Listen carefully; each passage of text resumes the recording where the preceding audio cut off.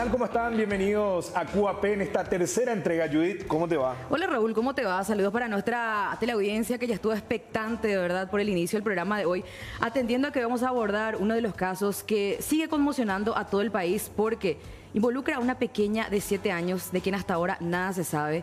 Y antes de empezar a entrar en detalles, por supuesto, nosotros vamos a ponerla acá como punto central, ¿verdad?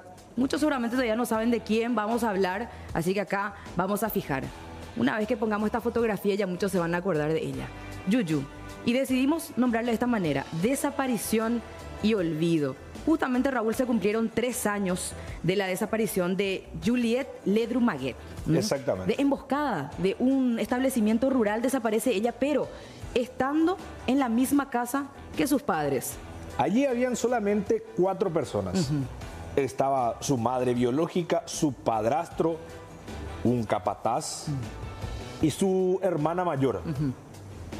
4 personas además de ella. Sí. Y otro punto también, señores.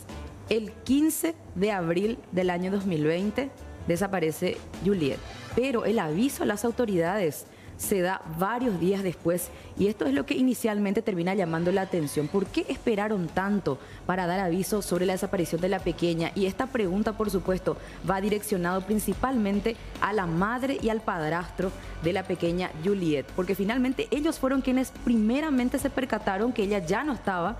Supuestamente fue a pasear por el establecimiento con sus cabras y ya no regresó. Pero días después nos enteramos de lo que pasó, Raúl. Exactamente. La denuncia realmente llegó porque el exdirector de una institución educativa fue quien llegó hasta la casa de la madre y le dijo: ya hicieron la denuncia, no estoy esperando yo a que aparezca. El director de la institución a donde acudía Juliette. Sí, exdirector en realidad ya era en ese momento él. Y le dijo: no, hay que hacer la denuncia. Como una niña desapareció en una comunidad donde hay solamente 1000 habitantes, no puede ser, decía él. Y el agregado también es que Juliette era demasiado querida en la comunidad de Emboscada, muy conocida por todos. Incluso le pusieron de manera cariñosa el apodo de Yuyu, que es como la llaman todos hoy día, y precisamente llamamos también este bloque con ese apodo cariñoso, ¿verdad? Para que podamos recordarla de esta manera y que no se quede en el olvido, porque finalmente se hicieron varias diligencias. Estamos hablando de una veintena de allanamientos, rastrillajes en Monte Pacará, de donde ella desapareció. No dejó rastros prácticamente, y por cierto, hoy vamos a hacer un poco un relato cronológico de todo lo que se hizo desde el 15 de abril hasta unos meses después y finalmente ya hoy sin novedades. Sin novedades. Incluso se conformó 4 fiscales, primeramente Carlos Maldonado, luego se sumó Gedeón Escobar, estuvo también María Irene Álvarez, estuvo también involucrado el presidente, dijo que en un momento de ahí que ya estaban por buen camino. En ese entonces el ministro del Interior era Euclides Acevedo, quien decía él que estaban cerca, pero sin embargo hasta ahora nada se sabe. Y vos sabés que, Raúl, con respecto a lo que estás mencionando vos, les contamos a la gente que no se preocupen porque trajimos así cronológicamente con placas, incluso con archivos, porque tenemos nosotros todas las imágenes, porque nuestro equipo periodístico acompañó desde el día 1 el trabajo desplegado por la policía. Desde el momento en que se hizo la denuncia, vimos a conocer la fotografía y ya también acompañamos los procedimientos y tenemos todas las imágenes y vamos a recordar con ustedes para que tengan una idea todo lo que se hizo en el marco de la investigación de la misteriosa desaparición de Juliette. Y por otra parte también hoy vamos a tener una entrevista muy importante, Raúl, porque acudimos a un especialista en lo que tiene que ver con la comunicación no verbal, porque te acordás de aquel video que trascendió donde la madre y el padrastro de Juliette hablaron a través de un video grabado con celular sobre lo que pasó. Ellos finalmente decidieron expresarse o hacer un manifiesto a través de este video después de varios días. Era que daban una recompensa de 10 millones aproximadamente, era que iban a dar si alguien decía algún paradero de... ¿Pero te acuerdas de ese video? Sí, claro. Bueno, y ese video hoy vamos a analizar con Hugo Lescano, que es un experto de comunicación no verbal, es de la Argentina. Vamos a tener contacto con él en medio del programa para que él nos hable un poco acerca de lo que él percibe, qué es lo que se oculta detrás de los gestos de Liliana y Reiner. Incluso él ayudó en un peritaje para que se pueda realizar un juicio. Importantísimo el aporte de él, que hoy lo vamos a conocer. Y para poder nada más a tener una idea de quién se trata, el caso de los rugbyers asesinos de Fernando Baezosa, que ya fueron condenados. Sí. Él tuvo una importante participación en ese caso porque también interpretó el lenguaje, en este caso corporal, de los acusados en su momento. Sí. Para que tengan una idea de la influencia de este experto que hoy va a estar con nosotros en vivo desde la Argentina. Esto y mucho más en Coapé, pero empecemos un poco, Raúl, con lo que te fuiste a hacer en Emboscada. Sí. Volvimos al sitio de donde desapareció Juliet. Y vamos a comenzar. Sí. El director. Este director tomó mucha trascendencia porque nadie hacía la denuncia, nadie se animaba, sí. Los vecinos, porque la pareja era muy cerrada. Tanto Reiner como Lilian no querían decir nada, entonces él tomó esa acción de poder ir a denunciar y esto era lo que decía él desde el momento de la denuncia.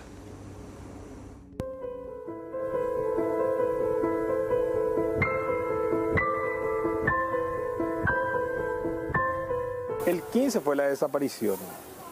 Ese día se movilizaron todos, los directores de casi toda la ciudad de Emboscada, tuvieron que recurrir a una persona ya jubilada, el ex profesor, quien a las 7 de la mañana del día siguiente, el 16, fue hasta la comisaría y denunció el hecho.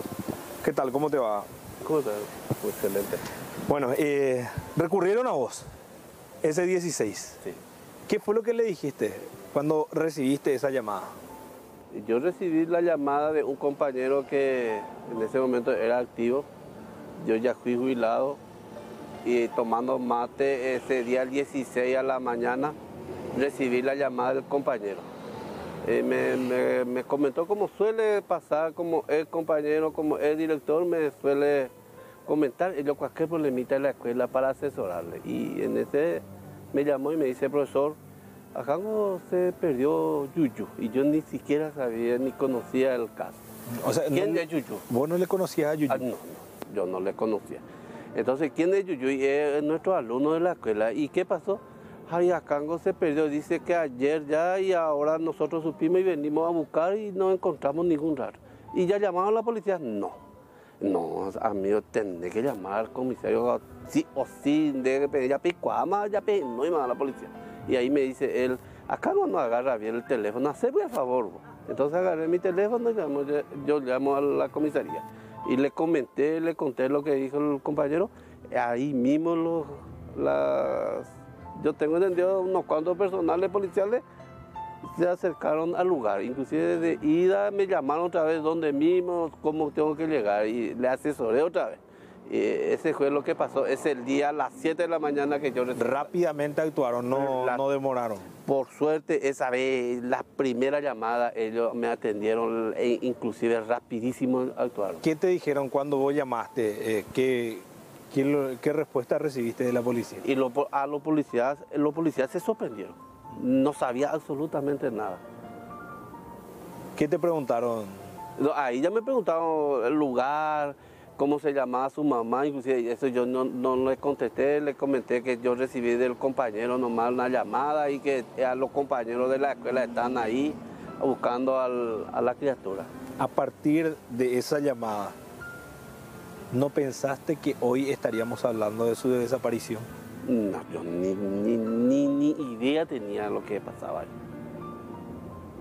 ¿Esperaste que sea algo que no llevará mucho tiempo, que no hayan pasado 3 años? No esperaba absolutamente, porque yo fui director de la escuela y colegio 27 años. Y entre los 27 años siempre hemos recibido a la prensa diario, todos salíamos, pero todo era cosas buenas, de trabajo, de esfuerzo de la comunidad, y no esperaba yo esta clase de noticias ni de nuestra comunidad y de nuestra escuela. ¿Primera vez que pasaba? Primera vez esta clase de problema pasaba, primera vez. Yo por lo menos como poblador antiguo de esta comunidad nunca pasamos esto.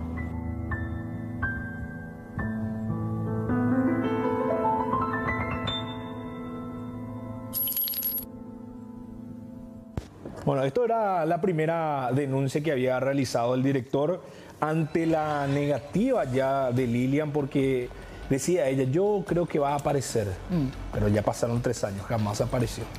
Y la mayoría de las personas que hablaron con nosotros responsabilizan justamente la falta de avances en cuanto a los resultados por la denuncia tardía que se hizo, porque en ese tiempo que se perdió, creo que se perdieron muchas pistas. Además, todos puntualizaban, ella no pudo haber caminado mucho. Exacto, buen punto. Todos decían y coincidían con ese punto. A todas las personas que entrevistábamos, Juliet no pudo caminar ni 500 metros. ¿Y por qué? Porque estamos hablando de una niña discapacitada. Claro. Que tenía ciertos problemas para caminar mucho. Y el relato de la madre y el padrastro dice que supuestamente Juliet caminó ¿cuántos metros aproximadamente? 300 metros con sus cabras. Muchísimo. Cosa que ella no solía hacer, según el relato de las personas que la conocían, que frecuentaban Monte Pacana constantemente. Incluso porque la niña estaba siempre al cuidado de otras personas, ella tenía niñera. Sí. ¿Verdad? Ella no podía valerse por sí misma. En pocas palabras, ella no andaba sola sin una compañía. Entonces, no pudo haber caminado detrás de las cabras como en principio quisieron hacer creer. Y allí ya desde ese momento, de esa versión, ya se empezó a desdibujar todo y las sospechas empezaron en contra de la madre y de su padrastro. Ahora, yo traje acá a Raúl hoy un relato cronológico a través de placas, voy haciendo así por fecha, ¿verdad? ¿Qué es lo que pasó desde el 15 de abril hasta mediados del mes de mayo del año 2020? ¿Qué se fue haciendo? Sí, ¿qué es lo que se fue haciendo? ¿Qué es lo que pasó? ¿Y por qué en un momento dado todo paró? Y estamos hablando de la investigación que finalmente fue lo que generó esta falta de resultados hasta la fecha. Así que empecemos con lo que ocurría el 15 de abril del año 2020. Me voy a parar exactamente porque tenemos una placa que vamos a ir nosotros indicando con la fecha. Acá vamos a mostrar. Vamos con el 15 de abril del 2020, donde nosotros tomamos conocimiento, los medios de comunicación, sobre la desaparición de la pequeña Juliet, ¿verdad? Y vamos a ir acompañando esto con imágenes de apoyo de acuerdo a lo que pudimos recabar en todos estos acontecimientos. El 16 y 17 de abril se inicia una intensa búsqueda y este es Monte Pacana. Fíjense en las características del terreno, típico o característico de la ciudad de Emboscada, que es una ciudad pedregosa, Raúl. Sí, de montañas, de canteras. De canteras, muchas piedras que están impregnadas por el suelo y ahí está el animal que supuestamente llevó Yuyu consigo para ir a dar este paseo que muchos desacreditan, ¿verdad? Esto ocurría el 16-17 de abril, donde empezaba la búsqueda de la niña. Ahora, vamos al 18 de abril, donde el caso tomaba connotación pública ya por la repercusión que se tuvo a través de los medios de comunicación. Creo que el primer medio en donde habló Lilian fue con nosotros, con C9N. Exacto. El primer medio en donde ella hace la denuncia pública. Sí, señor. Y ahora vamos al 19 de abril.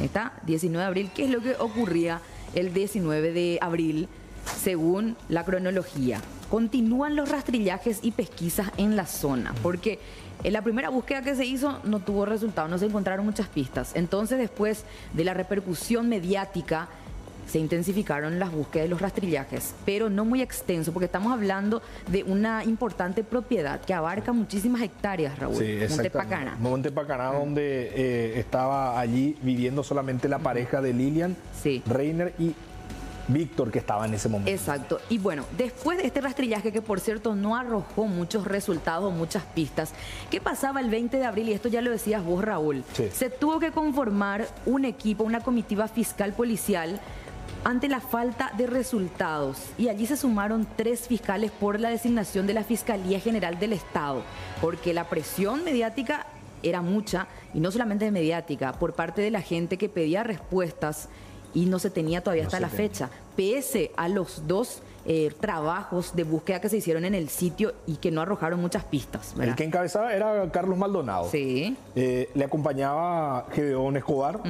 Y por último se sumó a esta búsqueda María Irene Álvarez. Sí, se conformó un equipo fiscal policial especializado en la búsqueda de personas desaparecidas, ¿verdad? ¿Qué pasó el 21 de abril, Raúl? La familia de Juliet ofreció 10 millones de guaraníes como recompensa por la información sobre su posible paradero. 6 días después. Sí, 21 de abril. Estamos yendo por fecha exactamente qué es lo que pasó, ¿verdad? De acuerdo al caso de Juliet, ¿verdad? 22 de abril. Fiscales comienzan a sospechar de los padres, por la falta de denuncia, porque justamente allí, después de varios días, no se tuvo resultados, no existieron mayores pistas. La Fiscalía se preguntó, ¿pero por qué no hicieron la denuncia temprano? Saltó esa interrogante, Sí. Y por parte de la gente también, siendo que estamos hablando de la desaparición de una pequeña de 7 años y los padres tendrían que haber sido los más interesados y desesperados en saber lo que ocurrió. Justamente eso decían muchas personas. Si una madre le pierde a una hija, a un hijo, se va a arrastrar, va a llorar, va a pedir socorro por todos lados, pero eso no se notaba en Lilia. Y no, 23 de abril, señores, ¿qué ocurrió en esa fecha? Los medios internacionales empezaron a hacerse eco del caso de Juliet. Hablamos de medios como Infobae, en fin, empezaban a publicar masivamente porque a nivel país, en Paraguay, no se hablaba de otra cosa en esa fecha. Entonces, por supuesto, terminó también generando la curiosidad y terminó siendo llamativo para los medios internacionales. Vamos al 25 de abril. ¿Qué ocurría en esa fecha? Reiner Helmut Oberhuber, de 55 años en aquella ocasión, y Lilian María Zapata, 33, la madre biológica, deciden cortar comunicación con los medios y también con la policía. ¿Por qué hacen eso? Y allí es donde todo se empieza a poner demasiado llamativo y sospechoso. ¿De dónde surge esta decisión del por qué cerrarse a los investigadores que estaban buscando respuestas a la desaparición de tu hija? ¿Por qué? ¿Qué fue lo que pasó? Ahí creo que hubo un quiebre. Hubo un quiebre, una ruptura. Entre lo que estaba pasando en ese momento, los fiscales que estaban sospechando, y creo que tanto se acercaron, y es por eso que decidieron poner fin a la comitiva fiscal que siempre entraba y también a la policía. Y allí empezó a ponerse mucho más turbia la cosa porque siguieron los rastrillajes y ya se empezaba a sospechar de una presunción de homicidio. Ya empezaban a buscarle a Juliet muerta. Porque en eso consistían las últimas búsquedas, buscando ya un cadáver, no una persona desaparecida, porque estamos hablando de rastrillajes que consistían en excavaciones, en búsqueda de pozos de agua que tuvieron que ser drenados, y esa indicación lo que te daba a entender es que la buscaban muerta, ¿verdad? Y más aún se acrecentaban las sospechas por la conducta de la madre biológica y del padrastro. Bueno, vamos al 27 de abril. Encontraron sangre en ropas del padrastro y de la niña también. Encontraron algunas prendas de Juliet.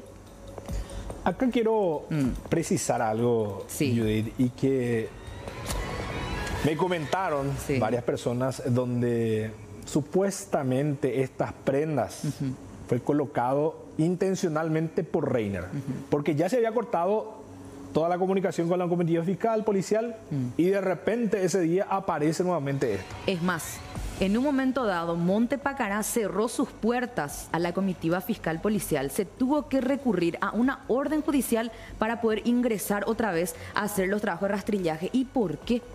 Si estaban buscando respuestas sobre la desaparición de la niña que desapareció del interior de esa propiedad. Claro, donde habían solamente 4 personas. Demasiado raro todo. Bueno, el 28 de abril ya descartaron la hipótesis de secuestro que saltó inicialmente, porque si se dio un secuestro, lo típico es que exista una llamada pidiendo una recompensa. Esto no se dio hasta el 28 de abril, así que la policía y la fiscalía directamente ya descartaron esa hipótesis. Eso es lo que pasó el 28. Mientras que el 29 de abril incautaron finalmente la camioneta del padrastro. Una camioneta, esta camioneta, ahí está. La camioneta blanca. Esta camioneta realmente va a ser algo clave según la información que manejamos también, porque según dicen, esta camioneta salió más de 3 veces el día de la desaparición de la niña. Y ojo, Raúl, porque de esta camioneta habían levantado manchas de sangre, que después de las pericias se confirmó que era sangre humana. ¿Y qué pasó de todo ese resultado hasta la fecha? No se hizo. Y no solamente se levantaron manchas de sangre de la camioneta, sino que también de otros puntos dentro de la casa.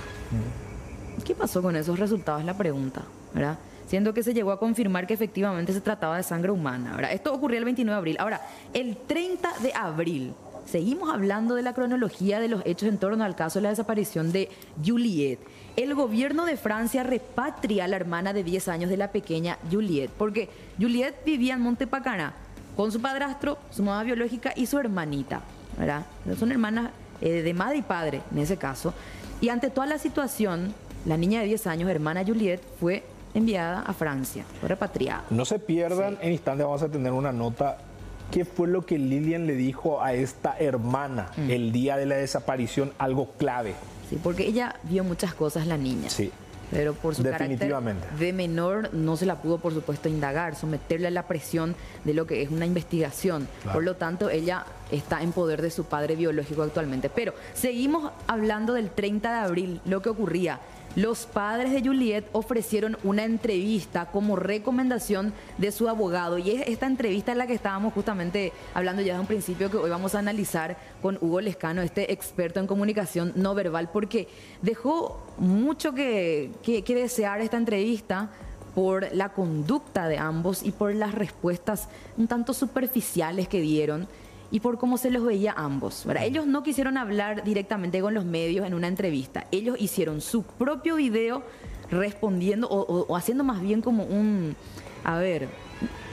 relato de lo que pudo haber pasado, pero hasta ahí sin preguntas. Esto se va a analizar de manera profunda en instantes con este experto, y no se pierdan porque es increíble la forma en que él analiza y es bastante claro con sus puntos. Ahora, el 2 de mayo, Raúl, pasamos a ese día. ¿Te das cuenta que casi todos los días teníamos algo referente al caso de Juliet? Sí. Ya sea una inspección, alguna indagatoria, algo. O sea, se insistía en la búsqueda de la pequeña. 2 de mayo del 2020 todavía, realizan un intenso rastrillaje más en el predio de 30 hectáreas de la propiedad familiar. Se la buscó, pero hasta por debajo de las piedras, a Juliet. Hasta ahí nada. Hasta ahí nada. El 4 de mayo, en horas de la madrugada, proceden a la detención de Lilian Zapata y Reiner Helmut Oberhuber por violación del deber del cuidado y abandono. Sí. Allí ya se dio la detención y estas son las imágenes precisamente de ese momento, bajo estas figuras ya mencionadas, por las cuales también incluso fueron imputados ambos. Y ellos fueron a prisión también. Fueron a prisión unos cuantos meses. Sí. Bueno, el 5 de mayo, ahí está lo que te decía Raúl. Confirman que la sangre encontrada en una frazada, en un trozo de tela y en una piedra en el predio donde antes jugaba Juliet es humana. Te digo algo más, Judith. Sí. En ese punto, conversando con el abuelo, él se sometió a un ADN, el abuelo. Y según el ADN... Para hacer la comparación. Sí, para hacer la comparación de aquella muestra. El ADN del abuelo tiene que dar un 50% de positivo al ADN de la nieta. 50 y 50. O de la sangre encontrada, Sí. levantada del sitio. Claro. ¿Y sabes qué resultado fue? El del abuelo. Con relación a la sangre que se encontró, 50%. ¿Y qué pasó? Dio. Eso se pregunta el abuelo. ¿Por qué no hicieron? Si dio positivo, ¿O en qué incidió ese resultado finalmente entonces? ¿qué se hizo después? Porque él me dijo, sí, yo me saqué sangre y salió 50%, que era lo que tenía que salir en esa vez. Ah, 11. Y salió. Y su mamá nunca se... Sí, otro dato llamativo, que Lilian Zapata nunca colaboró en ese sentido con las autoridades. Ella no se sometió a la extracción de muestra de sangre para poder hacer la comparación, por lo que se tuvo que recurrir al abuelo. Otro aspecto más que termina siendo llamativo dentro del caso. Dato extraoficial, pero que también, no sé por qué no ahondan un poco más, es que sí, efectivamente le hicieron un ADN con un elemento que ella utilizaba y que salió 100% positivo. Bueno. Que está en la carpeta fiscal incluso eso. Figura eso. Que está en la carpeta fiscal que nunca dieron a ningún abogado ni el abuelo. ¿Por qué el abuelo no puede acceder a la carpeta fiscal? Porque el encargado de esta investigación y de promover a un abogado para pedir eso es el padre biológico. ¿Dónde está el padre biológico? En Francia. En Francia, con la hermanita Juliet. Sí. Y no puede hacer nada el abuelo, no puede pedir nada. Y jamás se volvió a pronunciar este señor, el francés. Jamás. Él se fue, dejó, desapareció. Acá no pasó nada. Rarísimo todo, en realidad. Vamos al 6 de mayo. Sí, vamos. ¿Qué pasó el 6 de mayo? Inspeccionaron un pozo ciego y un tajamar. O sea, esto, la verdad que fue tremendo porque se tuvo que proceder al desagote de este pozo. Estaba lleno de agua. Ingresaron rescatistas, pero tampoco encontraron indicios de la menor. Un juez, en esa misma fecha también, dispuso la prisión preventiva de Lilian y de Reiner. Sí. Ellos se fueron a prisión 6 meses. Y el 7 de mayo surge la hipótesis que Juliet haya sido entregada a terceras personas. ¿Y eso qué pasó de eso? ¿De qué? De esa versión. No tomó relevancia, creo. Y ahí quedó, Raúl. Eran hipótesis que iban y venían, pero ninguna de estas versiones contrastadas con evidencias. Si bien supuestamente las pericias daban ciertos resultados. O sea, ¿qué pasó ahí? ¿La Fiscalía no puede encaminar hacia una hipótesis un poco más fuerte?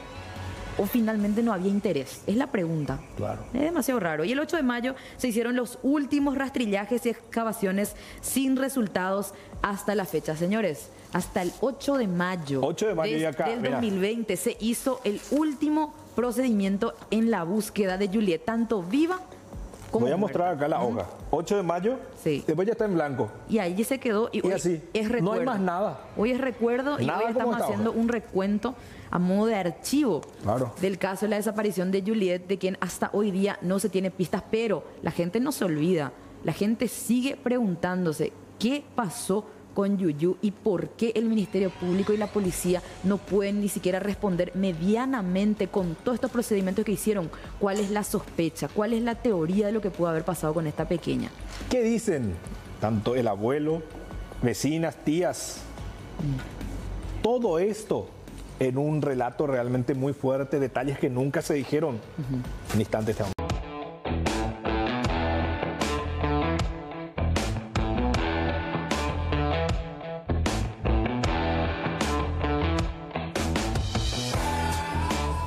Bueno, y en esta ocasión, Judith, escuchen bien en este testimonio que va a venir. Exacto, porque no solamente hablamos con el director de esta institución que inicialmente se preguntó sobre el paradero de Juliet y también fue uno de los primeros en denunciar, sino que también hablamos otra vez con el abuelo de Juliet, así como vecinas que tuvieron en algún momento también una versión importante que no sabemos si es que se tuvo o no en cuenta, pero vieron muchas cosas. Y vamos a compartir este material con ustedes para que puedan sacar sus propias conclusiones de las versiones que manejan hasta hoy día estas personas.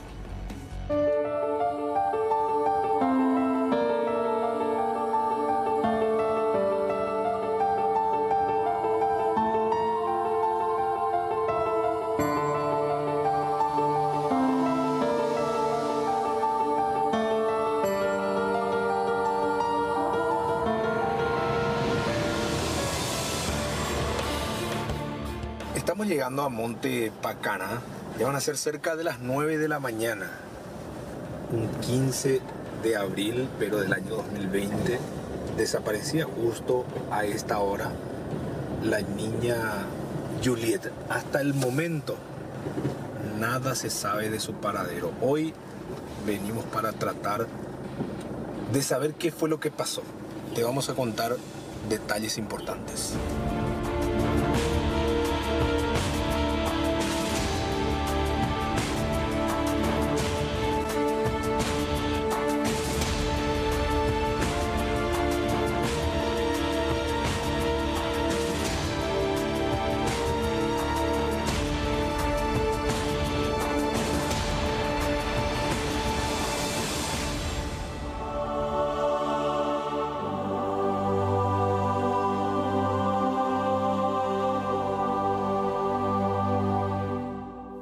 Este es el monte Pacana, por donde aparentemente solía recorrer Juliet. Hoy lo vamos a hacer con su abuelo, don Rufino Zapata. ¿Qué tal, don Rufino? Buen día, muy bien. Y Catuya recorre Imingo, a ver. Y todo lo que nos da la ruta podemos hacer, después ya es propiedad privada. Más o menos ya recorre los lugares. Va en ese entiende cuando y me siento ya yo llegué. frustrado, desprotegido, no sé. ¿Por qué decide protegido, don Rufino? Desprotegido porque no tenemos autoridades que nos dé garantías, por ejemplo.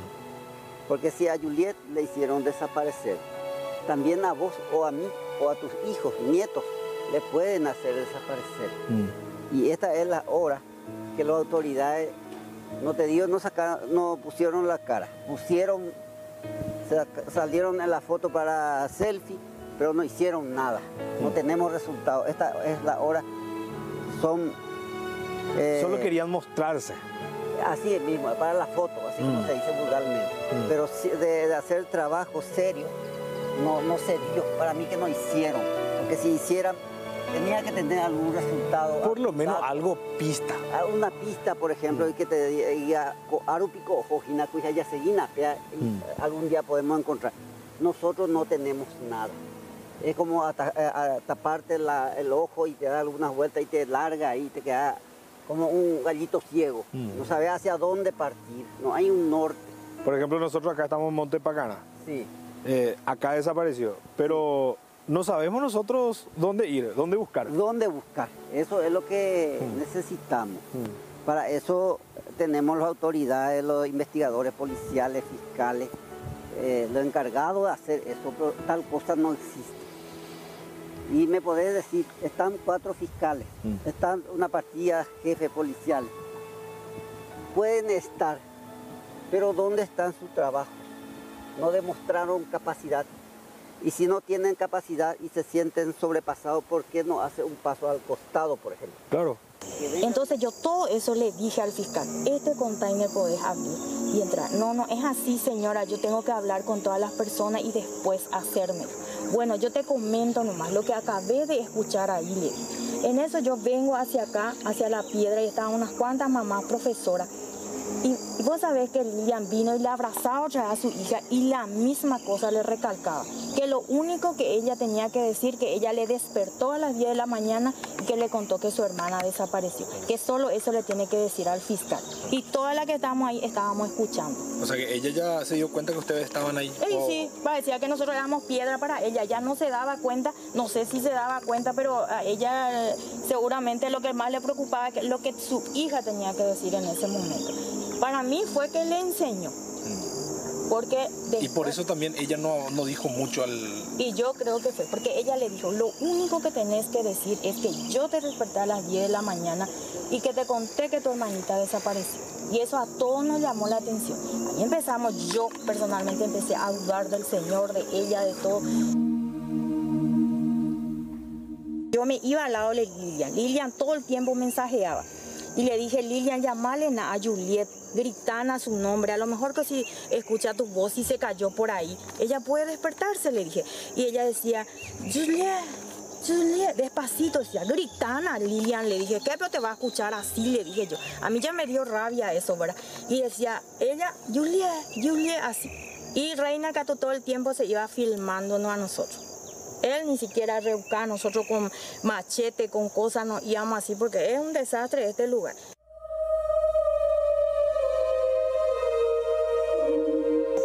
Miércoles a Ecuri o Huerajape mitame hace sorojo la camioneta blanca. Aupea peyo Hueraja la Cabara Curipe y la alta camina Nueva Colombia tape tuyape me dijo. Handepe con va indere y la fiscal pejachengo a ataja pechaite la fiscal. Una vecina acá a la salida que vi. Me dijo, "Cheo ñemombe me dijo, jamás indeja Julana de tal." Bueno, ¿y quién es esa Julana? No te dijo. Me dijo el nombre que ahora no recuerdo, pero sé dónde vive y todo. Yo después me fui en la casa de esa señora. Sí. Y le dije a la señora y me dice, no puntungo curí, pero llena distinto tumbuma. Ojo la acabarás a la mitad que tu hacen ojo. Repuesto así por la camioneta y veo así una frazada, que eso yo dije cuando declaré, lleno de sangre, una frazada, eso que usan en los cuarteles, lleno de sangre estaba ahí. Y yo pensé que eran de eso que traen los perros y eso. En la camioneta blanca. En la camioneta blanca. Y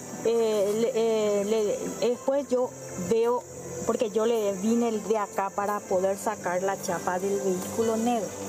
Y estábamos procurando sacar desde ahí a allá, ¿verdad? Y en eso me hice el año en Botaguida y estaba haciendo, y en eso viene Reiner y abre la puerta de la camioneta, el más grande, lo más usted. Y me dijo, ¿qué querés hacer? Me dijo, no te voy a traer afiche y anda a buscar hacia acá, me mostró hacia acá. Sí, vamos a irnos, yo le estoy esperando a unos jóvenes, porque yo le invité a unos jóvenes que vengan a ayudar. Ya en un tono medio enojado. No quería más que nosotros estemos más acá, prácticamente.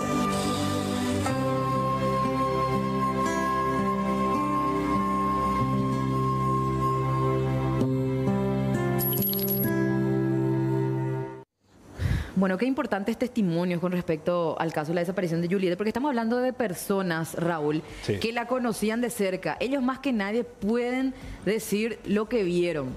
Y te decía antes de este testimonio que hay una parte que le involucra a la hermana mayor y a Lilian. Decía en esta entrevista la vecina que ella estaba detrás de un montículo de ladrillo y en ese sale Lilian con la hija mayor y le dice a la hija mayor: si la fiscalía te pregunta a qué hora te levantaste, decile a las 10 y que yo ahí te conté que tu hermana desapareció. Nada más tenés que decir. Y ella estaba detrás del ladrillo y no la vio a la vecina. Ella escuchó eso. Y ella escuchó, incluso le dijo a los fiscales, pero... Ahora, otro punto que me llamó muchísimo la atención en tu material, esa mariposita así que se bajó, ¿viste? Sí, increíble. No sé, rescaté nomás porque justo estaba mirando el material, seguramente más de uno se habrá dado cuenta que bajó allí sobre... Incluso nuestro compañero Jorge Paredes le llamó mucho la atención y acá está. Durante toda la entrevista estuvo ahí.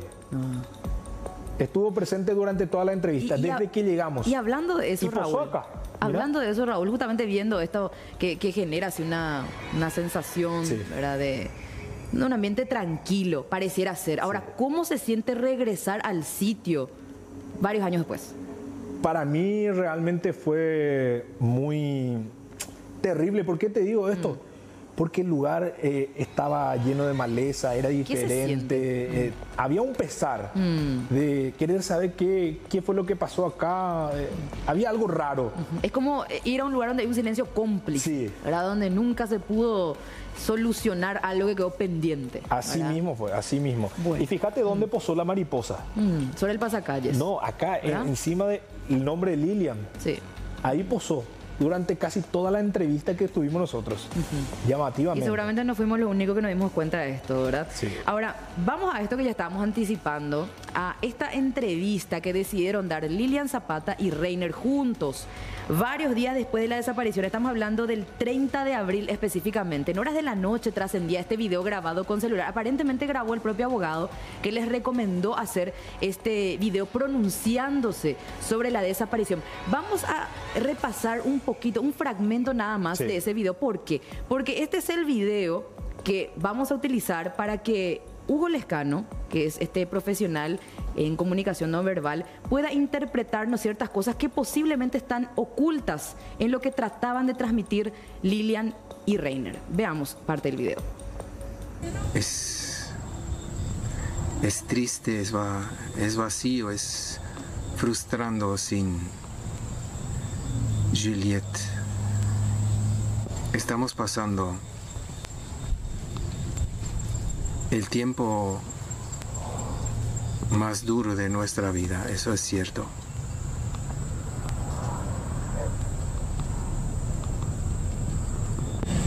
Juliette, es muy difícil estar sin ti. Los días son oscuros. Tú eres mi compañerita de vida con tu hermana Charlotte. Te extrañamos muchísimo. Espero encontrarte muy pronto. Espero que estés bien. Espero que estés con vida.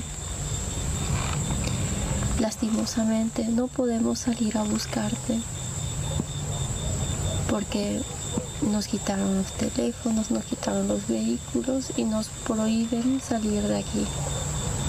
Nos tratan como si fuéramos criminales, como si fuera que nosotros tenemos que ver algo con tu ausencia. Y tú sabes que eso no es así. Nos gustaría quizás salir por las calles, gritar Juliette, gritar su nombre, a ver si nos responde, quizás está cerca, pero no podemos. A mí me gusta pensar que quizás cuando amanezca y abra mis ojos, vas a estar en mis brazos. Me vas a decir, mamá, mamá, mi amor. Así, te escucho, abro mis ojos, te escucho, te veo, te imagino caminando, me imagino escuchar tu voz. Para mí, estar lejos de ti, no saber nada de ti es es muy doloroso. Tengo la esperanza, la fe de volver a encontrarte. Tú eres la luz que ilumina nuestros días. Tu hermana. Bueno, este es el video en cuestión que finalmente va a analizar con nosotros a continuación desde Argentina. Me voy a parar para poder presentarlo. Me indica nomás producción en la cámara donde, ¿verdad? Mucha gente, vos sabés que analizó también este video, pero ahora lo vamos a hacer de manera profesional. No lo vamos a hacer nosotros, Raúl. Lo va a hacer un profesional que incluso ayudó a llevar a un juicio con la lectura del lenguaje no verbal, porque nuestro cuerpo dice mucho. Dice mucho más que nuestras palabras muchas veces. Ahora, ¿qué es lo que oculta? ¿Cuál es el mensaje oculto en este video? En el caso de Juliet, nos va a decir a continuación Hugo Lescano, a quien ya saludamos a continuación y le agradecemos muchísimo por su tiempo. Hugo, ¿qué es lo que puedes contarnos o qué es lo que podemos analizar con respecto a este mensaje? ¿Qué tal Judith? ¿Qué tal Raúl? Un saludo muy grande para ustedes, de aquí desde Argentina, desde nuestro laboratorio de investigación en comunicación no verbal que tiene sede en Buenos Aires. Para nosotros, quiero decirles, es un privilegio que nos hayan invitado a esta nueva propuesta QAP en C9N para todo Paraguay, justamente porque este tipo de propuestas que tienen como objetivo poner en relieve los casos emblemáticos policiales para verificar un poco, ¿no?, cuál es la situación de cada uno de ellos, siempre es un aporte para la comunidad. En relación al análisis del lenguaje corporal que nuestro laboratorio ha realizado allí oportunamente cuando sucedieron los hechos, nos ha quedado siempre esa sensación de que había mucha más información de parte de los padres o la mamá y el padrastro de Juliet. Nos referimos a Lilian Zapata y a Reiner, no sé si lo estoy pronunciando bien el nombre de ella, creo que es Reiner. ¿Y por qué hablo de esta sensación? Porque ellos durante lo que duró la entrevista manifestaron códigos conductuales en el lenguaje corporal que han sido tipificados por la ciencia. Códigos que nos dejan entrever que lo que ellos dijeron no era totalmente cierto. Y solamente para ir al punto, y resumimos cuáles son esos códigos del comportamiento no verbal de ambos. En la entrevista que dieron los dos, sucedieron algunas circunstancias, algunos hechos llamativos. El primer código, la mirada de Lilian, el padrastro, mirando hacia abajo y hacia un costado, casi toda la entrevista. Es una mirada de la culpa. Si la mirada hubiese sido al centro, abajo, podríamos hablar de vergüenza. Pero miramos a los costados y abajo porque allí es, de manera inconsciente, donde nuestro cerebro ubica y visualiza a las personas que podríamos estar dañando con nuestra conducta. Esa es la mirada de la culpa. Fue muy llamativo que él mostrara culpa durante la entrevista. Posteriormente, otro dato no menor es el cuello de la mamá de Juliet, tapado permanentemente con lo que aquí en Argentina conocemos, no sé cómo se dice en Paraguay, si es una bufanda. Eso es como un cuello polar, en una época en la que nos parece que no hacía tanto frío como para tener el cuello cubierto. Solemos cubrir el cuello con algún objeto, a veces con las manos, cuando nos sentimos amenazados, especialmente en una circunstancia en que las personas pueden preguntarnos cosas que nosotros no queremos contar. Otro dato muy relevante es el hecho de cómo él apretaba el brazo de su esposa de una manera muy intensa, que hace referencia a los altos niveles de estrés que él tenía durante esa entrevista. Y lo más llamativo fue, en el caso de él, cuando él dijo: nosotros tenemos esperanza de encontrarla con vida, y con la cabeza hacía lo que nosotros conocemos como un M60. Es un código de negación. Negamos con la cabeza cuando estamos afirmando algo, sola y únicamente cuando nuestro cerebro nos está indicando el convencimiento de que lo que estamos diciendo no es cierto, al menos para nosotros. Por lo cual él no tenía esperanzas de encontrarla con vida. Y en el caso de ella, este es el último código que nos llamó la atención. Ella dijo, me gustaría salir a las calles a gritar tu nombre para ver si nos respondes y a ver si podemos encontrarte. Y en ese momento elevó su hombro izquierdo. Este código conocido como DC82, un Behavior Code 82, es un código de contradicción. Es como si estuviéramos diciendo que no con nuestro cuerpo, elevando uno de los hombros cuando las palabras dicen lo contrario. Desde la comunicación no verbal, si esto fuera un peritaje judicial y yo hubiese tenido la responsabilidad de ser perito de la causa, como tuve la responsabilidad en Argentina con el caso María Marta García Belsunce, yo mismo hubiese recomendado una ampliación de la indagatoria para verificar por qué tanta contradicción, en este caso por parte de aquellas personas que decían estar interesadas en encontrar a Juliet. Bueno, esto ha sido todo. Les mando un gran abrazo. Estoy a sus órdenes para nuevos análisis del lenguaje corporal, que es una ciencia que nos permite acercarnos a las emociones reales de las personas.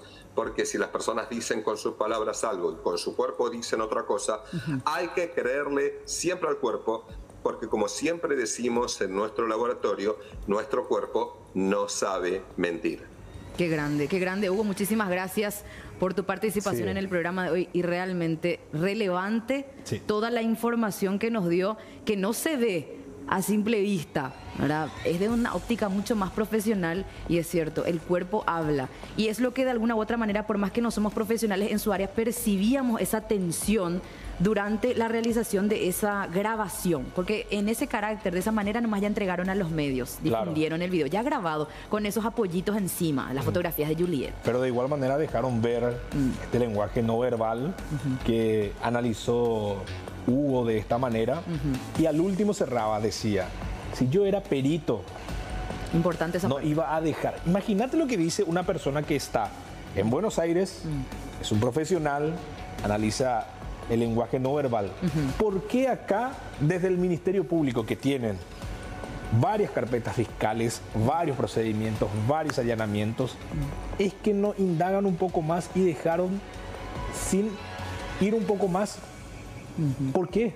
Exactamente, y no tener respuestas por culpa de eso, ¿verdad? Porque finalmente Lilian y Reiner están otra vez en libertad, ya que no existieron demasiadas evidencias en su contra que puedan sostener justamente la detención de los mismos en torno a las responsabilidades por la desaparición, ¿verdad? Y vamos a seguir, por supuesto, de cerca este caso porque es muy importante, ya que si lo hicieron el Ministerio Público y la policía de dejarlo en el olvido, nosotros al menos no lo vamos a hacer porque queremos respuestas, queremos saber qué fue lo que pasó con esta niña de 7 años, así como también lo quiere saber la propia gente emboscada y sus demás familiares. El pasado 15 de abril se cumplió 3 años. Sí, señor. Y nadie se fue, por lo menos, a mirar otra vez, a ver qué es lo que pasa, qué es lo que hay, a indagar un poquito, por lo menos por el aniversario. Sí, pareciera ser que es como que si ya no encontramos más nada relevante, dejémonos más allá ahí, si total no pasa más luego nada, ¿verdad? Pero ¿cuántos casos más como los de Juliet hay? En instantes vamos a hacer con ustedes un repaso de las desapariciones de niños que se dieron durante los últimos años y la verdad que es alarmante la estadística, a lo que nos estamos mirando profundamente, ¿verdad? Y eso vamos a tocar ya al final del programa. Ahora, con relación a cómo está la carpeta fiscal, siempre el abuelo quiso acceder, pero no pudo porque el que tiene que pedir a través de un abogado es el padre biológico que no se encuentra acá. La semana pasada fue hasta el fiscal general del Estado, Emiliano Rolón, para que pueda reanudar nuevamente la búsqueda o de lo contrario que le dé esa carpeta fiscal para saber qué fue lo que pasó, por qué no siguen buscando a su nieta. Estamos hablando de don Rufino Zapata, quien sigue todavía en ese pedido desesperado de que encuentran a su nieta o que dé alguna pista de qué pasó de ella. Exactamente. Bueno, cuando me indicas, Ana, podemos compartir la placa de los niños desaparecidos, ¿verdad? Vamos a hacer precisamente un repaso desde el año 2021 hasta el 2022, tengo entendido. Vamos a poner un poco la placa acá, vamos a actualizar, ya que el caso de Juliet nos hace tocar precisamente yo acá me voy a este tema. Para mirar, fíjate, estos datos que realmente preocupan. Estas son estadísticas recabadas por el Ministerio de la Niñez a través de la coordinadora, del Observatorio de la Coordinadora de niños y adolescentes. Desaparecidos niños, niñas y adolescentes desde el 2021 hasta el 2022, estamos hablando de esta cifra. 2.621 niños, niñas y adolescentes desaparecieron en este lapso de tiempo, Raúl. Es impresionante la cantidad. Sí. Nos enteramos de esto, ¿no? ¿Cómo es que transcurre, se investiga, se los localiza? Es la pregunta. Ahora, vamos a otro dato. En el 2021, 1.358 niños desaparecieron. Estamos nada más desglosando. Sí. Esto significa niños, niñas y adolescentes, ¿verdad? De los cuales 1.040 son mujeres. En su mayoría son las niñas, mujeres, adolescentes que principalmente desaparecen. De 0 a 17 años. Exactamente. Se comprende esa edad. Vamos a otro dato. En el 2022, 1.263 niños, niñas y adolescentes desaparecieron, de los cuales 333 son varones. Estos son los datos de entre el 2021 al 2022. Pero hay un nuevo dato del 2023, del enero del 2023, que se actualizó, que vamos a repasar en instantes, porque esto por último, retornaron apenas el 60% de esta cantidad de desaparecidos que les comentaba. ¿Y del 40% qué pasó? Y esa es la pregunta, ¿verdad? ¿Se investiga, no se investiga? ¿Cuál es el papel finalmente de los organismos encargados de velar por la seguridad de los niños, ¿verdad? ¿Se da seguimiento a los casos o no? Ahora, hay otro dato que también quiero compartir, esta placa. Esta es una placa de la Coordinadora por los Derechos de la Infancia y la Adolescencia. Dato muy importante que decidimos compartir así en su totalidad. Niñas, niños y adolescentes de 0 a 17 años con orden de búsqueda y localización en Paraguay del enero del 2023. Son datos recientes. Ahí está el rango de edad de 0 a 12 años, ¿verdad? Mujeres 5, hombres 7. La cantidad son 12. Entre esta franja etaria, franja etaria precisamente está Juliet, ¿verdad? De 3 a 17 años, estamos hablando de 88 desapariciones de mujeres y hombres 17 y totaliza 105. Y acá en total estamos hablando de 117 desapariciones solamente en enero. ¿Y cuál es la situación de esto? Acá está la situación. Los no localizados, 65, o sea que son la mayoría, señores. Los no localizados en cuanto a niños, niñas y adolescentes desaparecidos hasta la fecha. Mientras que los localizados, 52 y localizados sin vida hasta ahora, 0, ¿verdad? Ahí es una cifra importante para tener una idea nada más del seguimiento que se le hace a estos casos, ¿eh? ¿Y qué pasó de ese 65 ahí no localizados? Sí. Realmente es alarmante. ¿Y cuáles son las causas posibles de desaparición? Otra pregunta también. ¿Cuál es el factor? Tenemos ese dato también de acuerdo al sondeo que se hizo, de acuerdo a los antecedentes que se tienen, las causas posibles. Violencia intrafamiliar es uno de ellos. ¿Deciden salir de su casa y son? Y puede ser. ¿O son llevados a la fuerza? Sí, pero el factor en este caso que incide para esta situación de vulnerabilidad es la violencia intrafamiliar, que es la mayoría de los casos. Otro punto, el abuso sexual. Muchos son llevados para ser abusados sexualmente y no sabemos cómo termina. El caso de la niña de 12 años de Caguazú, sí, que dábamos a conocer hace poco, en total situación de vulnerabilidad, Anabel, después fue abusada, asesinada de la peor manera, para que tengan una idea, ¿verdad? La pequeña de 3 años de Pedro Juan, por favor, el caso más impactante de todos, aberrante lo que pasó con esta niña, de no creer hasta ahora. Y ocurre mucho abuso sexual en el ambiente familiar y esto lleva también a las adolescentes, a las niñas a salir de su hogar. Sí, y el maltrato. En este caso podría darse la situación que decís vos, por los constantes maltratos, por los constantes episodios de abusos, ¿verdad? Tanto físicos como psicológicos, que los niños tratan de escapar. Por eso es importante entablar una buena relación con tu niño, con tu niña, para no llegar a este punto de la desaparición, porque me imagino cómo ha de estar la familia que pierde a un integrante, y menos más niño, niña. Pero por sobre todas las cosas, Raúl, te invito a irnos al mural, ¿verdad? Para poder otra vez dirigirnos tanto a la fiscalía, a la policía, a la gente, a la conciencia de la gente que sabe algo, que colabore con la desaparición de esta pequeña. Acá, quiero marcar nomás. Sí. Está la desaparición, acá. Desaparición. Pero que esto no sea una realidad. La desaparición ya es una realidad. Pero que el olvido no lo sea. Hoy lo volvemos a traer para que la fiscalía, la policía, vuelva a hacer algo. Vuelva a mover, que no quede en el opareí.